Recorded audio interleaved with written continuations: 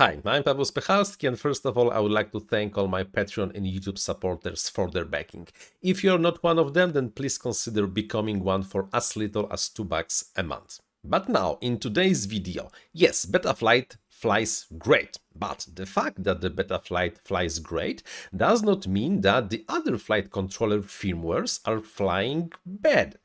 This is why, from time to time, people would like to try something else and migrate, at least for a test or for one day or for a week or for a season, from one controller firmware to a different controller firmware. In this video, I will show you, if you are a Betaflight user, how to, without much hassle, migrate your freestyle or racing or any other quadcopter from the latest release of the Betaflight, which is 4.2, to the latest release of the INAV, which is INAV 2.6.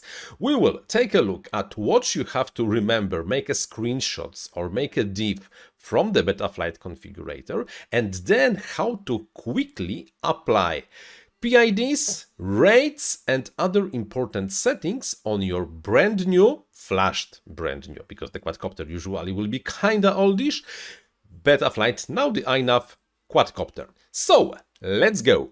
Betaflight and INAV are very look-alike. Why? Because they originated from exactly the same firmware, CleanFlight, years ago. However, over the years they diverged in many areas, including some of the settings, flight performance, but this is a longer story. The migration from Betaflight to INAV is possible, is not hard. However, you will not really get exactly the same flight performance after migrating from one controller to the second. It will be different. Not much better, not much worse, similar in some of the aspects, worse. You will miss some of the functionalities, like for example turtle mode, but you will get the access to full-blown navigation and other goodies. When migrating, you really in theory can use the diff command from Betaflight and then cherry pick the most important settings to another, but I think the better option is actually to use the Betaflight configurator, make a screenshots of the few of the tabs over there, and then apply the settings on the INAV configurator. First of all, we will have to take a look at the ports, because the ports tab look exactly the same in both cases. Make the screenshot of the ports tab, note which function is enabled on which of the ports, just for the reference to be able to restore the configuration somewhere else. The configuration tab will not be that much interesting for us, because in the INAV the configuration tab is slightly less important. However, you really should make a screenshot of every sub tab on the Betaflight PID tuning tab. This means making a screenshot of the PID profile settings, because you will be able to move P gains, I gains, and to some extent also the D gains, but not really.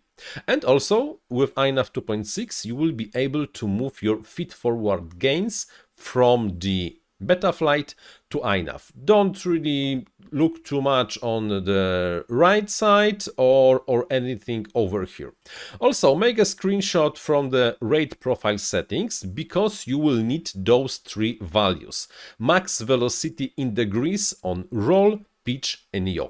Betaflight and INAV use completely different rate settings, and you cannot copy RC rate to INAV, because the INAV there is no RC rate, there's only rate, and they work in a slightly different way. So please make a screenshot or note the max velocity in degrees per second on the roll, pitch, and yaw axis, and also that's actually all over here.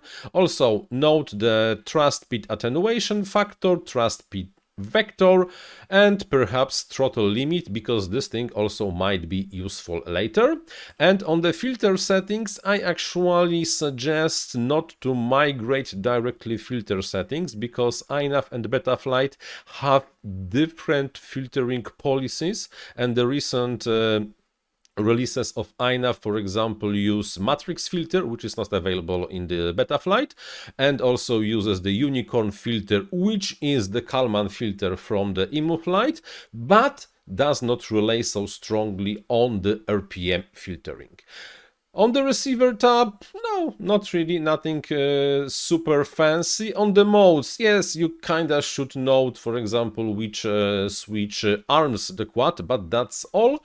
Motor stop, nope, and in case of the OSD, you will have to migrate the OSD 100% manually. Luckily, there are no, usually for the freestyle or the racing machine, there is not really that much of a need to put a lot of OSD elements on the screen, so this will be pretty simple. And you do not have to do anything about the video transmitter. When in INAV, it just works after plugging. You do not have to apply any kind of the VTX tables or anything like that. And finally, go to the CLI, type dump, and then save the dump to a file to be able to go back to the Betaflight when you will not be 100% happy with what INAV offers. And now, after flashing the INAV to the board, and please do remember that flashing of the INAV is almost exactly the same as flashing of the Betaflight, and connecting for the first time to the INAV configurator, you will see this dialog. This dialog is probably the most important setting you really have to click, and also probably the simplest setting ever, because probably when you migrated from Betaflight to INAV, you were flying mini quad with 3 to 7 inch propellers. So just click on the button, the board will reboot, and after connecting to the INAV configurator again, we will be able to do the basic setup. The first must in case of the INAV is the accelerometer calibration. It's located in the separate tab called the calibration, and while in case of the Betaflight it was a simple 1-point calibration, for the INAV you have to do the 6-step calibration. How to do it? Well, super simple. Just click calibrate accelerometer, and then you have to place the board flat, not moving, in each of the 6 orientations, and hit calibrate accelerometer after each step.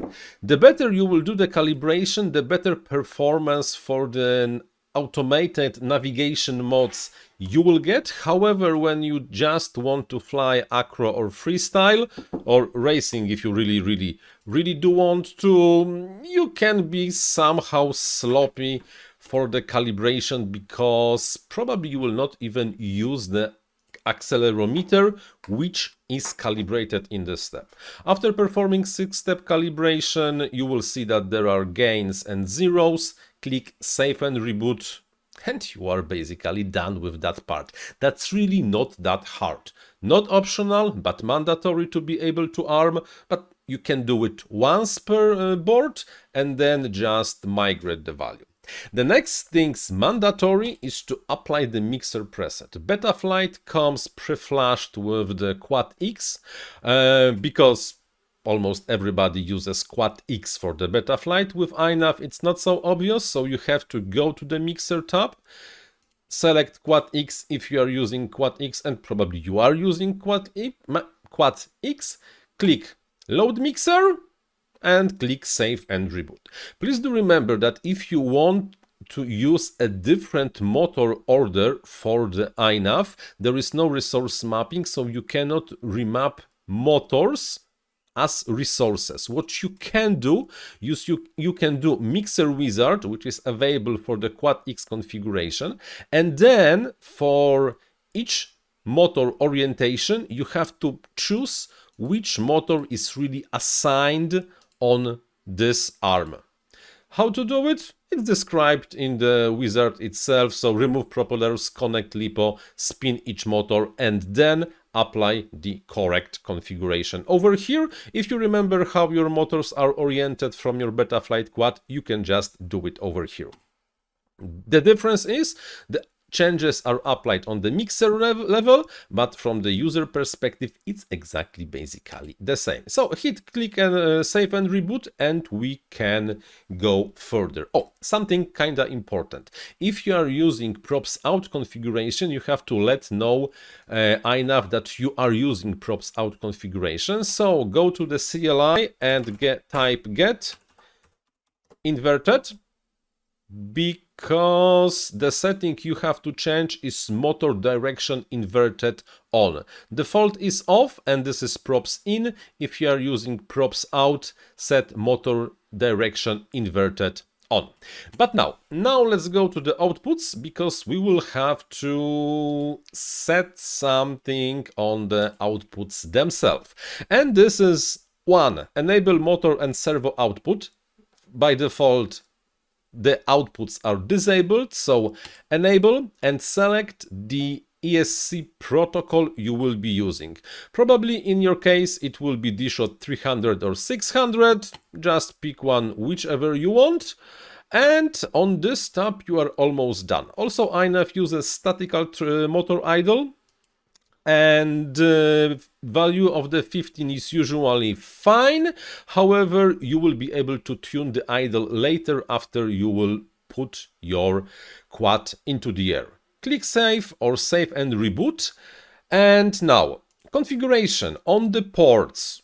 Just copy the configuration you have in form of the screenshots from the Betaflight Configurator. Failsafe. Use drop, not land, but drop, which will emulate exactly the same behavior on the failsafe event as the Betaflight has. Advanced tuning is not interesting for you. On the receiver. On the receiver, you have to kinda choose which kind of the receiver. Betaflight has those settings on the configuration tab. INAV has it in the receiver.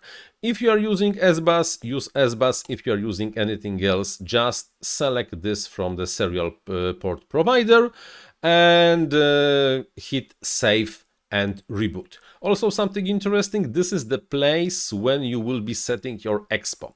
Expo is working slightly different in Betaflight than it works with INAV, because we do not have rates, super rates, and all those fancy stuff over here. There is only rates and expo. By default, INAV comes with the RC Expo 0.7, which is kind of fine for most of the cases. You will want to tune your Expo later, but not right now yet.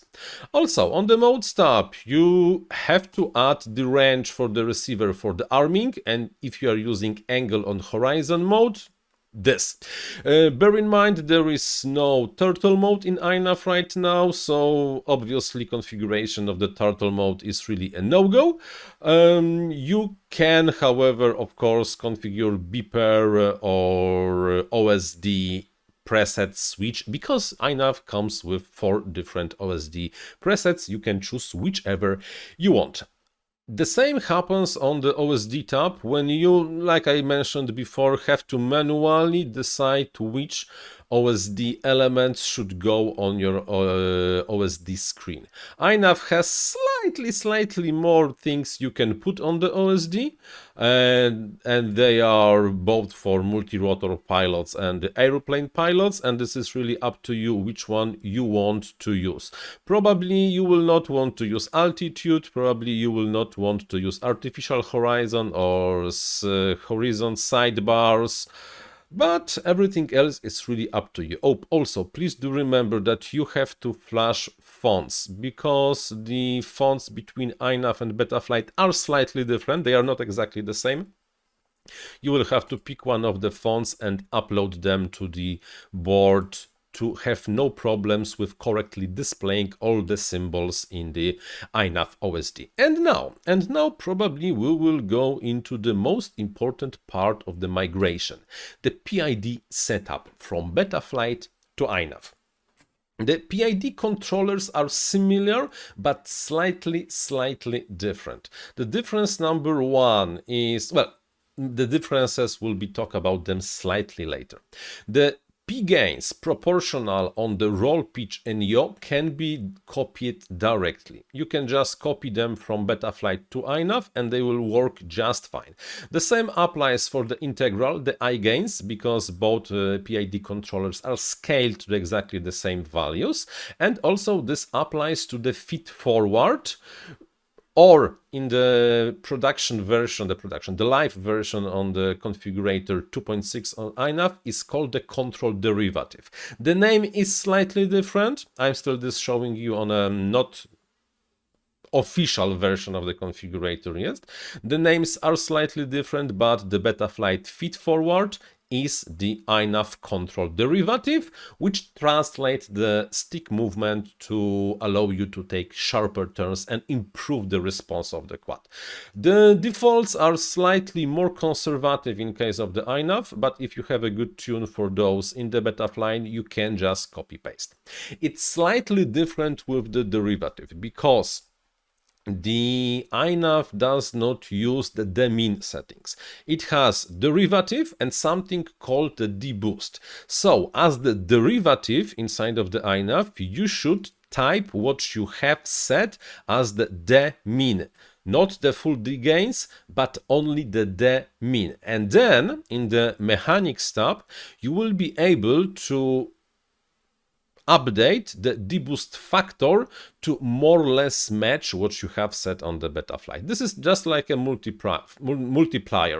On the max increase of the gains of the derivative on the INAV, this multiplier will be used. So when you have the deboost at 1.5, the demin as the derivative on 23 on the roll will be boosted to 23 times 1.5. I do not have a calculator anywhere, or maybe I should really calculate how much this is.